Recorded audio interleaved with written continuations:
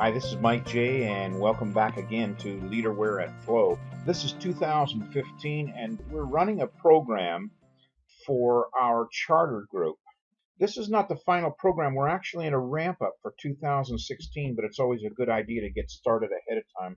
I've been at this about a decade, and therefore the insights that you're seeing are being codified into perhaps you might call it a very advanced developmental coaching system, with the idea being that we are going to practically create a method for anyone using an annual review process in a company or with themselves individually, one-on-one coaching clients, mentoring, those kinds of things, to be able to actually produce a deliverable called a developmental supplement that is handed to or sent to a manager, or in concert with meetings with a manager once removed who is doing some mentoring, to actually have the document and the work of the document as a developmental focus for a developmental period. I mean, most developmental periods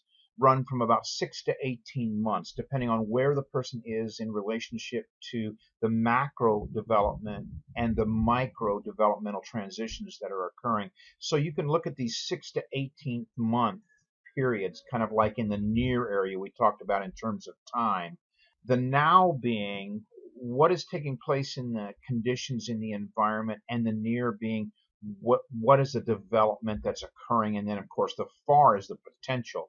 We look towards the past to see the road that we have traveled to give us insights into what the cycle of development looks like. But in general, LeaderWARE is designed to give a person these 7 dynamics: capability, bias, style, level, role, values, and system. And it does concern you, me, and we, but at the center is this metacognitive, this virtuous learning system that is actually built into most of us. And it's a very simple process. Let me go ahead and set this up. I'm going to try to give you a brief sort of layman's overview.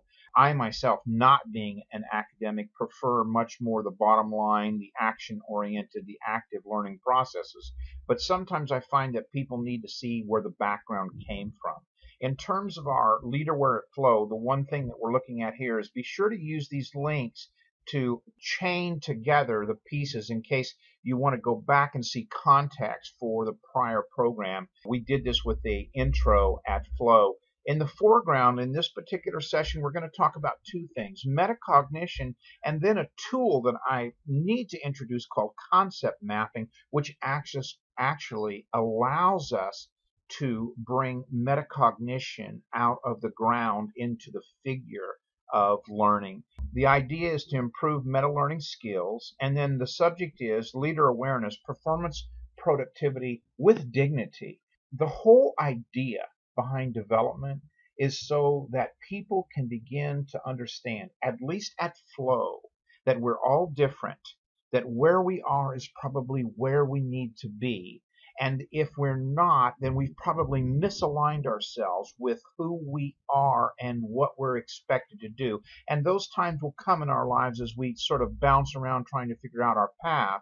But the key is, with dignity, is to understand that everyone is different, and therefore perfection is not some sort of car wash that we run everybody through, but getting yourself into alignment with your own inborn happiness needs, and then at the same time being able to create enough success that you can serve those needs successfully. The problem that we're trying to solve, at least in leadership, is how to improve metacognition skills, which enhance LeaderWARE to provide direct and indirect benefits to leaders in these volatile, uncertain, complex, and ambiguous conditions through scaffolding performance and development with dignity. You're going to continue to hear dignity in this process because it is so easy at BS, or what we call blank slate, for us to sort of condescend or to place everyone on a ladder or to compare each other with how high we are. And that's not the goal of this kind of program. We are happiest when we are doing work at the level that we can function well and serve our inborn needs, as well as create benefits for those who are quote unquote renting our labor or our insights or our ideas. So dignity is going to become an important distinguishing factor in the use of this system, because it's so easy to get into a pissing contest, excuse my French, in terms of who's the most developed or who can do things the most complex or who's the smartest or all those sort of things that we've sort of learned as children growing up in a world that's fighting for the right to be the best. This is not about being the best. This is about being happy and successful and living in the world without tearing it apart, leaving it for use with our children, grandchildren, and their children and grandchildren. So again, dignity is an important part of this process. What I'm going to show you, I'm just going to briefly in this intro try to set this up. Later on, you'll be able to come back and watch the metacognition video as well as the concept mapping video. I have two PowerPoint slides that I'm going to narrate for you that will sort of key you in. Here's the reference area right here, the overview of metacognition, which I'm going to cover, and then just a background in history. This is a great document by Theo Dawson on metacognition. Really respect Theo's work. She's done an amazing job with development and getting it into the mainstream. Metacognition exercise, there's an exercise here with hierarchical complexity. And then the part 2 of this is concept mapping. And then I'm going to run this concept mapping overview just so you understand. I mean, almost all of us in business today understand how to use things like Visio or system dynamics mapping or those kinds of things like that. And then just a simple introduction on how to make a concept map as a 1, 2, 3 thing if you're sharing this with other people or the people that you're trying to work with. I want to just briefly talk about the meta idea here since we're talking about metacognition. The meta idea is we know that we are developing in some form, vertical, horizontal, and oblique, and mostly oblique, but we're in a continuous dynamic development process, a continuous constructive process of trying to make meaning and sense out of our experience and to then use that to further our means, needs, aims, those kinds of things like that. Each of us has specific developmental needs in that process. This is key. At the particular level we are functioning in the role that work is being done to produce results. Now that's a big sentence, but again, we are somewhere and we have a set of conditions that we're working in. There's a set of desirable results that someone has either given to us or forced upon us or we have chosen. And in order to improve performance and productivity with dignity, each person is recognized as being, doing, having, becoming, and contributing where they are. That's the dignity part. Because they are, and as an aware leader, our goal is to provide the conditions where people have lives. That was a statement. I was sitting at dinner with Philip Crosby, who used to be called the guru of quality way back in the 80s and 90s when quality was such a big thing. And we were having this sort of discussion. I was very fortunate that he was good friends of the client that I was working with, so I got to attend a dinner with him. He was a very wise man, and he always made this concept of we weren't doing something to help people have lives, then what we were doing was not in the right direction. So I continue to include that from his influence on me. The company accomplishes its goals and the community is better off as a result. In other words, the idea is that we're in this world together with a whole bunch of folks, and there are things we do make a difference to everybody. LeaderWARE provides the micro and macro tools for leaders to develop themselves, subordinates, and subordinates once removed. Again, we're using sort of a requisite approach where development is the concern of a manager once removed who has been there, done there in the job of the person they're managing who is managing the subordinate. This is done through the use of cues, support, coaching, and training through a LeaderWARE framework using behavioral metadynamics. The idea is this right here, cues and support. This is how people change. In micro and macro development, we set up a scaffolding of cues and support to help the person where they are reach to where they're going to be. This process is usually incremental. There are times when we hit a quantum leap type of tipping point, but in general, it is a more or less incremental process. You can see here, I think I can frame the diagram.